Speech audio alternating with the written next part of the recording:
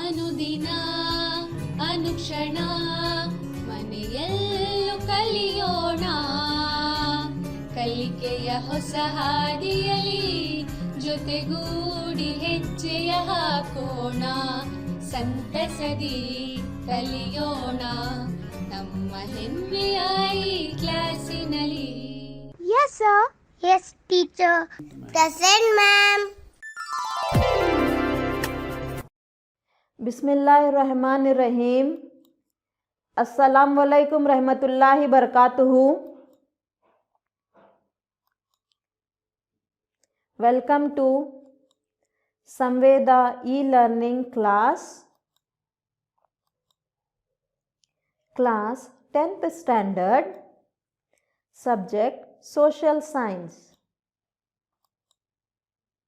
Presentation by Farida Begum, assistant teacher, Phulban Urdu Girls High School, Hospet, managed by Khidmatul Muslimin, District Ballari, State Karnataka.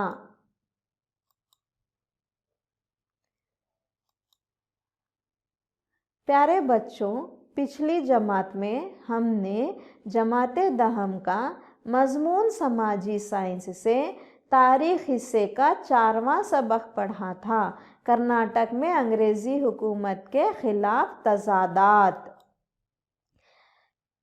पहला हिस्सा पढ़ चुके हैं हम। आइए आज हम इस सबक का दूसरा हिस्सा पढ़ लें। तमहीदी सरगर्मी। कर्नाटक में अंग्रेज़ों के खिलाफ तजादात के असबाब क्या है, बयान करो। शाबाश।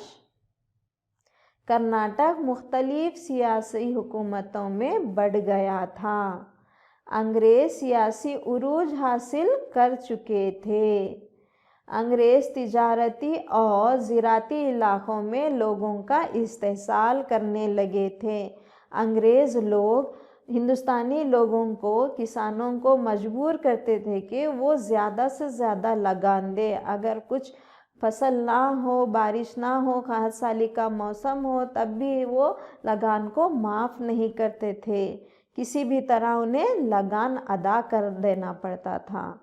और यहाँ पर कारीगर, ताजिर लोग भी बेरोज़गार हो गए थे, क्योंकि इंग्लैंड में सनती इनकलाब आने की वजह से वहाँ पर तैयार शुदा अशिया हिंदुस्तान के मार्केट में लाकर भेजते थे, जिसकी वजह से हिंदुस्तानी चीज़ों की मांग कम होने लगी। अंग्रेज़ों की बनाई हुई अशिया ज़्यादा फ़रोख्त होने लगी, जिसकी वजह से हिंदुस्तान के दस्तकार बेरोज़गार होने लगे। तो यहाँ पर किसान, ताजिर और हिंदुस्तानी दस्तकार बेरोज़गारी का सामना करना पड़ रहा था। मुकामी हुक्मरानों को सियासी बेचैनी होने लगी थी, क्योंकि अंग्रेज़ इनके सियासी मामलात में दखल अंदाज़ी करने लगे थे, जिसकी वजह से कर्नाटक के बहुत सारे इलाके अंग्रेज़ों के ख़िलाफ़ होने लगे। अंग्रेज़ों के ख़िलाफ़ जद्दोजहद करना शुरू किए। दूसरी एंग्लो मैसूर की जंग के नताइज बयान करो। दूसरी एंग्लो मैसूर जंग 1781 में पोर्टो नोवे नामी मुकाम पर हुई जंग हैदर अली को शिकस्त हुई। ये जंग, दूसरी एंग्लो मैसूर जंग हैदर अली और अंग्रेज़ों के दरमियान शुरू होती है। ये जंग का रुख बदलकर अंग्रेज़ों का इस्तेहकाम बढ़ाने लगा। हैदर अली को पुलिकट और सोलिगनूर की जंग में माशी व इक़्तिसादी तबाही हुई। इस जंग के दौरान 7 दिसंबर 1782 में बीमारी की वजह से हैदर अली की वफ़ात हुई। हैदर अली की वफ़ात के बाद इनके बेटे टीपू सुल्तान ने जंग को आगे बढ़ाने में मलबार के साहिल पर जंग शुरू की और जंग जारी रखे। टीपू सुल्तान मंगलूर की तरफ बढ़ते हुए अंग्रेज़ों को फ़ौज को शिकस्त देते हैं और अंग्रेज़ इनके साथ मुआहदा करने पर मजबूर हो जाते हैं। तो मुआहदा मंगलूर यहाँ पे करते हैं 1784 सन ईस्वी में। यहाँ पर भी वही होता है जो मुआहदा मद्रास में होता है, यानी तरफ़ैन अपने अपने मकबूजा इलाक़े को वापस लौटाना, क़ैदियों को वापस लौटाना और बैरूनी हमलों की सूरत में एक दूसरे की मदद करना।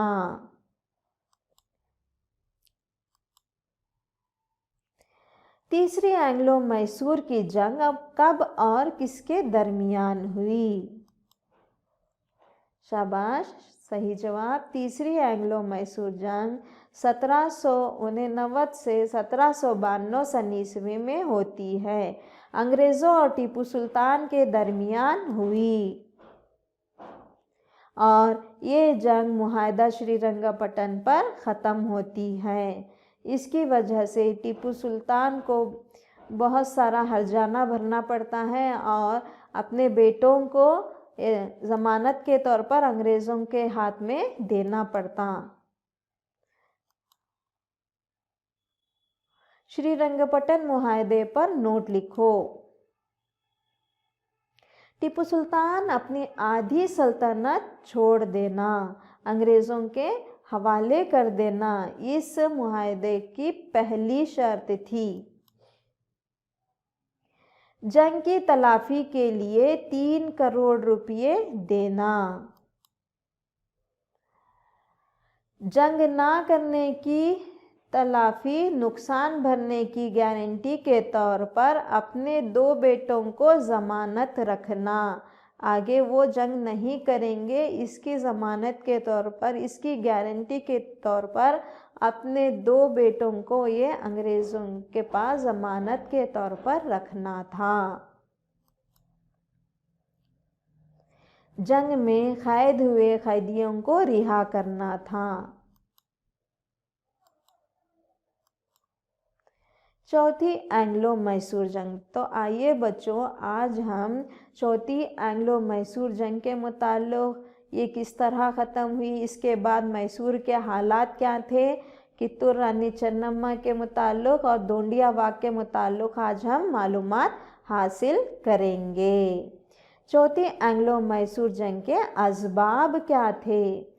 टीपू सुल्तान ने अंग्रेज़ों के ख़िलाफ़ सियासी सरगर्मियों को और तेज़ कर दिया। यहाँ पर ये ठान लेते हैं कि अंग्रेज़ों को हिंदुस्तान से बाहर निकालना है, किसी भी सूरत हाल में इनको यहाँ से निकालना ही है। 1798 सन ईस्वी में लॉर्ड वेलेस्ली हिंदुस्तान का गवर्नर जनरल बनकर हिंदुस्तान आया तो टीपू सुल्तान के मुखालिफ सरगर्मियों को तेज़ी मिली। यहाँ पर 1798 सन ईस्वी में अंग्रेज़ी ऑफिसर लॉर्ड वेलेस्ली आते हैं और इनको यहाँ पर पता चलता है टीपू सुल्तान कितने बहादुर हैं और वो कितने चालाक हैं, कैसा वो जंग कर रहे हैं अंग्रेज़ों के ख़िलाफ़, ये तमाम भी इनको मालूम हो जाता है। टीपू सुल्तान के हिंदुस्तानी हुक्मरानों को एकजा करने में अपनी तरफ करने की कोशिश की।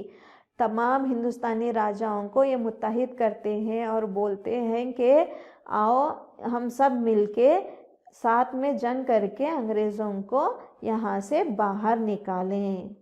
टीपू सुल्तान के फ्रांसीसियों से इकट्ठे हुए दोस्ताना ताल्लुकात ने लॉर्ड वेलेस्ली के जज्बात में नफ़रत भर दी, क्योंकि अंग्रेज़ फ्रांसीसियों के मुखालिफ थे और ये बात टीपू सुल्तान को पता थी। तो इसलिए टीपू सुल्तान क्या करते हैं, फ्रांसीसियों का साथ पूछते हैं, दोस्ती का हाथ बढ़ाते हैं। ये बात वेलेस्ली को मालूम हो जाती है, वो टीपू सुल्तान से नफ़रत करने लगते हैं। अंग्रेज़ों ने कई गैर ज़रूरी शराइत वाले मुआहदे को मानने के लिए टीपू सुल्तान से कहा, मगर टीपू सुल्तान ने साफ इनकार कर दिया।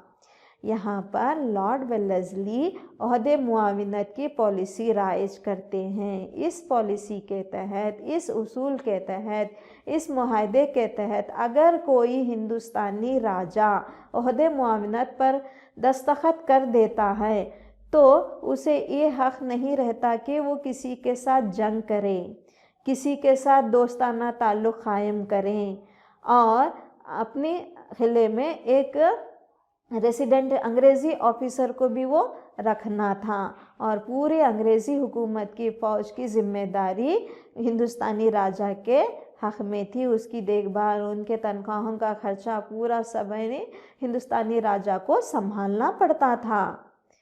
तो ये गैर ज़रूरी शराइत टीपू सुल्तान को पसंद नहीं थे। अगरचे कोई हिंदुस्तानी राजा ओहदे मुआविनत पर दस्तखत करता है तो समझिए कि वो अंग्रेज़ों के हाथ में एक कठपुतली बनकर रह जाता था। उसे ना हुकूमत करने का इख्तियार रहता था, ना कोई फ़ैसला लेने का इख्तियार रहता था, सब अंग्रेज़ों के हाथ में था। बिना अंग्रेज़ों के पूछे वो कुछ भी नहीं करना। ऐसा ग़ुलामी टीपू सुल्तान को बिल्कुल पसंद नहीं थी, इसलिए लॉर्ड वेलेस्ली के ओहदे मुआविनत को वो मानने से इनकार कर देते हैं, जिसकी वजह से वेलेस्ली को बहुत गुस्सा आता है। अहम नुकात: इस जंग का आगाज़ 1799 सन ईस्वी में हुआ। अंग्रेज़ों ने टीपू सुल्तान के मजबूत क़िले को चारों तरफ से घेर लिया। अंग्रेज़ी फ़ौज के सामने हार न मानते हुए टीपू सुल्तान ने बड़ी बहादुरी का नमूना दिखाया। मैदान जंग में लड़ते लड़ते टीपू सुल्तान 1799 सन ईस्वी में शहीद हो जाते हैं। ये कहते हैं, गीदड़ की 100 साला ज़िंदगी से शेर की एक दिन की ज़िंदगी बेहतर है। इनको ग़ुलामी पसंद नहीं थी। ये कभी अंग्रेज़ों के हाथे घुटने नहीं टेके। जब तक दम रहा, जब तक ताकत रही, तब तक ये अंग्रेज़ों के ख़िलाफ़ लड़ते रहे। यहाँ तक के आखिरी सांस तक भी इनके हाथों में तलवार थी। लड़ते लड़ते ये शहीद हो गए, अपनी जान खो बैठे। चौथी एंग्लो मैसूर जंग के नताइज। मैदान जंग में लड़ते लड़ते टीपू सुल्तान 1799 सन ईस्वी में शहादत हासिल कर ली। टीपू सुल्तान की मौत से अंग्रेज़ को इतनी खुशी मिली कि वो पूरा हिंदुस्तान जीत चुके हैं, क्योंकि उनकी बहादुरी से, उनकी मंसूबाबंदी से, उनकी चालाकी से ये बहुत डरते थे। इस वजह से जब वो गुज़र गए, जब उनकी वफ़ात हुई तो अंग्रेज़ बहुत खुश हुए। ऐसा खुश हुए कि वो पूरा मैसूर नहीं, पूरा हिंदुस्तान कब्ज़ा कर चुके हैं। अंग्रेज़ों ने अपने मातहत इलाक़ों को मराठा और हैदराबाद निज़ाम में बांट दिए। जितने भी टीपू सुल्तान के इलाक़े जीत लिए थे वो निज़ाम के हैदराबाद के निज़ाम और मराठा और अंग्रेज़ों के दरमियान बढ़ गए थे। कुछ इलाक़े मराठा के हाथ में आ गए थे, कुछ इलाक़े हैदराबाद निज़ाम के हाथ में आ गए और कुछ इलाक़े अंग्रेज़ों के, और एक छोटा सा इलाक़ा उड़ियर ख़ानदान की ज़िम्मेदारी में दे दिया गया। वही छोटा सा हिस्सा आगे चलकर मैसूर सल्तनत के नाम से मशहूर हुआ, रियासत मैसूर बना। एंग्लो मैसूर की जंगें। चौथी एंग्लो मैसूर जंग 1799 सन ईस्वी में अंग्रेज़ों और टीपू सुल्तान के दरमियान होती है।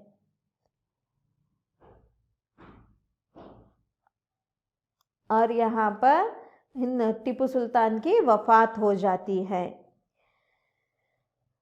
आइए नेक्स्ट कर्नाटक में फिर एक मुजाहिद के मुताल्लिक़ मालूमात हासिल करेंगे। डोंडिया वाघ। डोंडिया वाघ चन्नगिरी के मराठा ख़ानदान में पैदा हुए।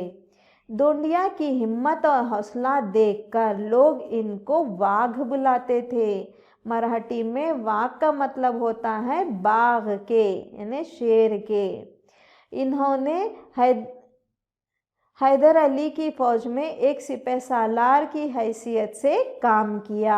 निजी तौर पर अपनी फ़ौज भी तश्कील दी। जब हैदर अली के फ़ौज के बाहर आ गए तब ये अपनी फ़ौज तश्कील दिए।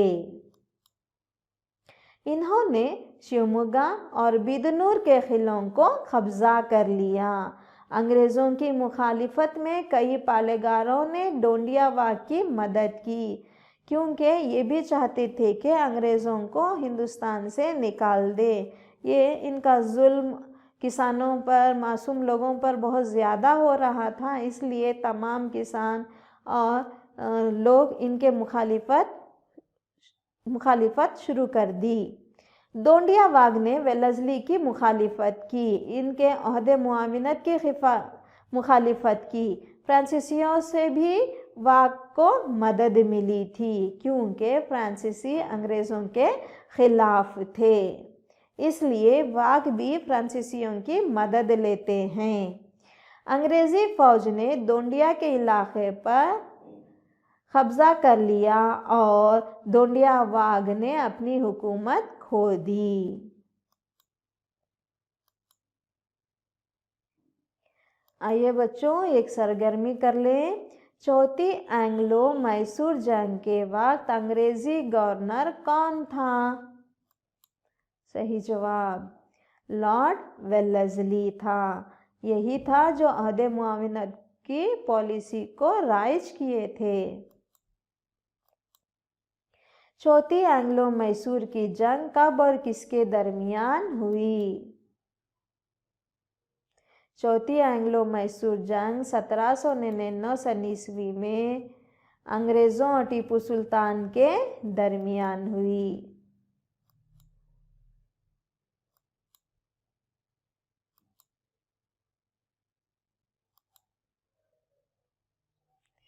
डोंडियावाग कहाँ पैदा हुए? डोंडियावाग चन्नगिरी के मराठा खानदान में पैदा हुए।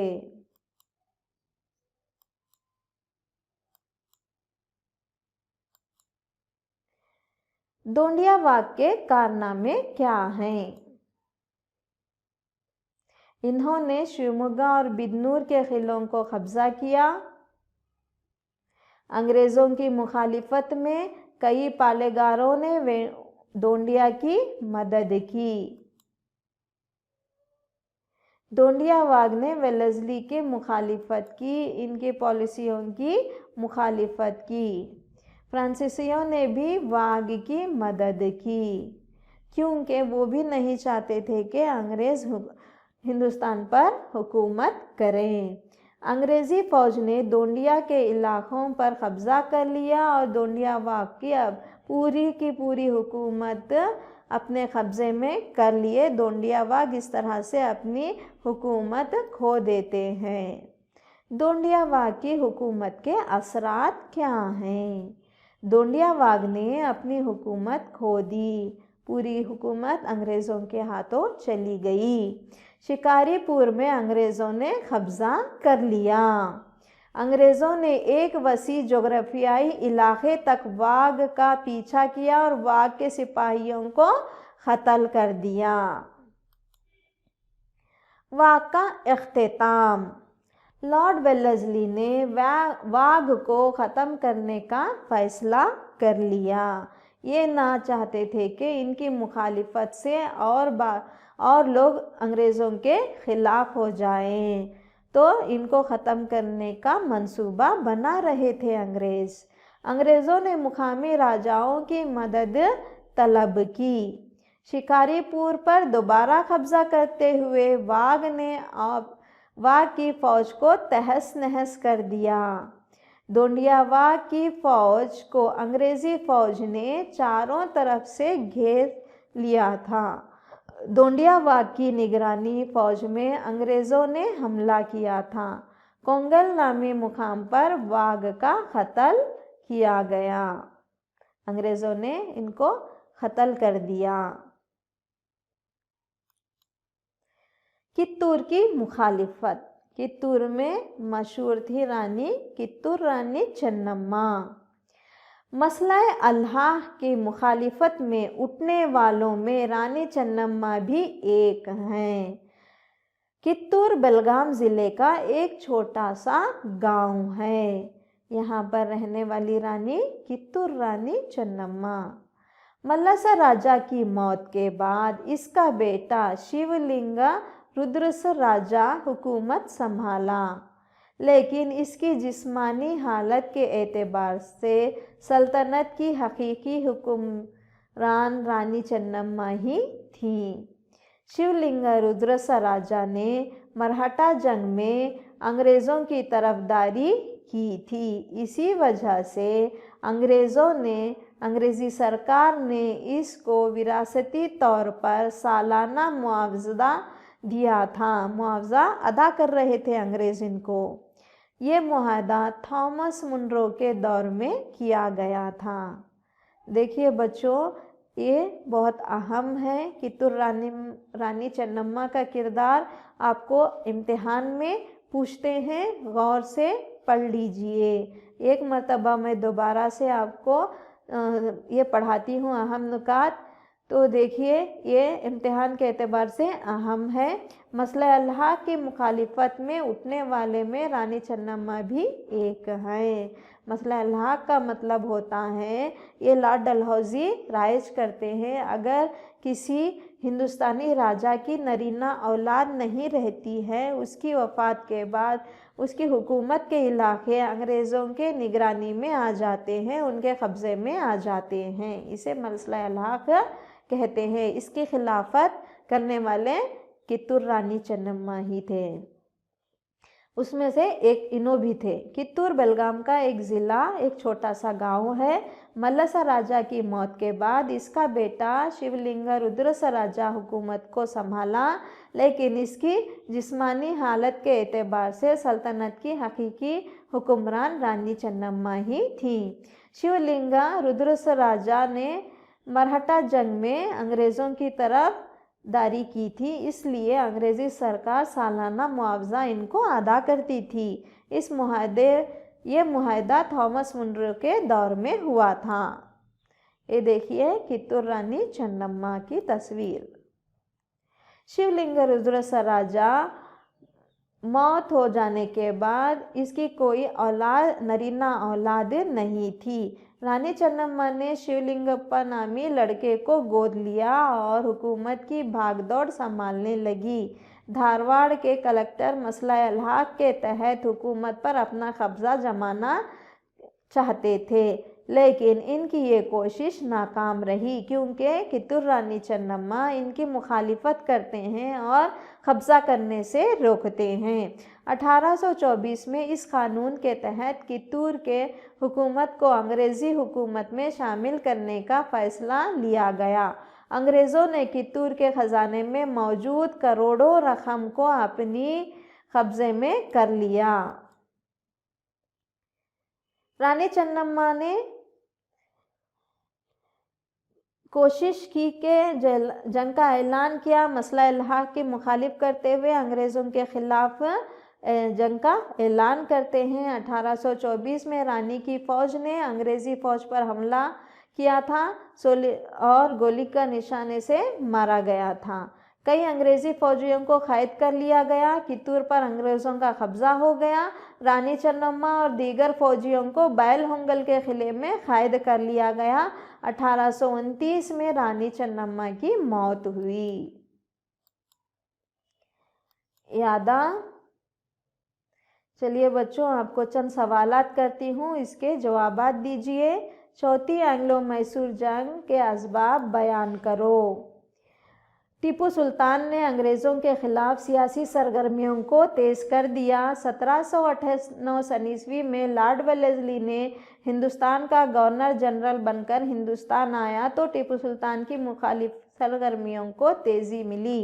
टीपू सुल्तान की हिंदुस्तानी हुक्मरानों को इल्जा करने की अपनी तरफ कर लेने की कोशिश की।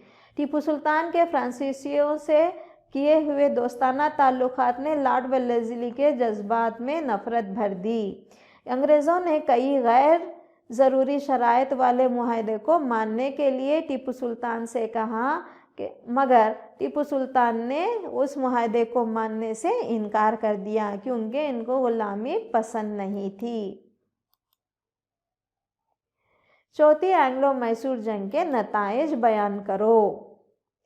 मैदान जंग में लड़ते लड़ते टीपू सुल्तान 1799 में शहादत हासिल कर ली। टीपू सुल्तान की मौत से अंग्रेज़ों को इतनी खुशी मिली कि वो पूरा हिंदुस्तान जीत चुके हों।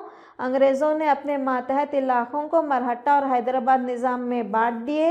एक छोटा सा इलाक़ा उडियर ख़ानदान की जिम्मेदारी में आया और आगे चलकर ये रियासत मैसूर बना। दोंडियावाग की हुकूमत के असरात लिखो।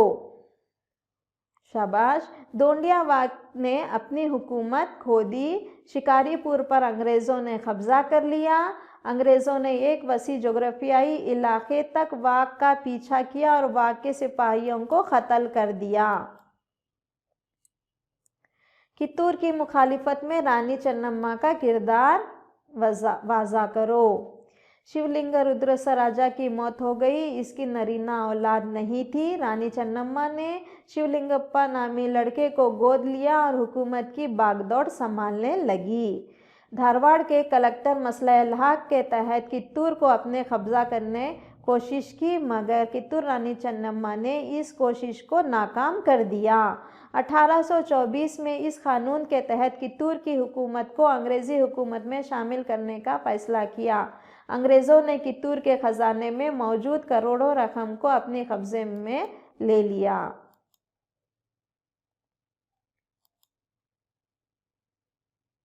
रानी चन्नम्मा के तमाम कोशिशों को नाकाम बनाने के लिए जंग का ऐलान किया। 1824 में रानी की फ़ौज ने अंग्रेज़ी फ़ौज पर हमला किया। गोली निशानी से मारा गया। कई अंग्रेज़ी फ़ौज को कैदी बना लिया गया। कित्तूर पर अंग्रेज़ों ने कब्ज़ा कर लिया। रानी चन्नम्मा दीगर फौजियों के साथ बैलहोंगल के किले में कैद कर लिया गया। 1829 में रानी चन्नम्मा की मौत हुई। आइए बच्चों, घर पर काम लीजिए, इन सवालात को हल कीजिए, अपने मौलिमा से जांच करवाइए। दोंडियावाग पर नोट लिखो। चौथी एंग्लो मैसूर जंग के असबाब बयान करो और एक मंसूबा बनाइए। कित्तूर रानी चन्नम्मा के तस्वीर जमा करो और मंसूबा बनाओ। आप चार्ट भी बना सकते हैं या मंसूबा भी बना सकते हैं। चार्ट बनाए तो अपने क्लास में लगा लीजिए। अच्छा, इंशाअल्लाह ताला अगली क्लास में हम मिलेंगे। तब तक अपना ख्याल रखिए और जो भी पढ़ा है वो अच्छी तरह से मश्क कीजिए। सोशल डिस्टेंस मेंटेन कीजिए, मास्क पहनिए, सैनिटाइज़र का इस्तेमाल कीजिए, हिफाजत से रहिए। इंशाअल्लाह ताला अगली क्लास में हम मिलेंगे। तब तक अल्लाह हाफिज़, जज़ाकल्लाहु खैर।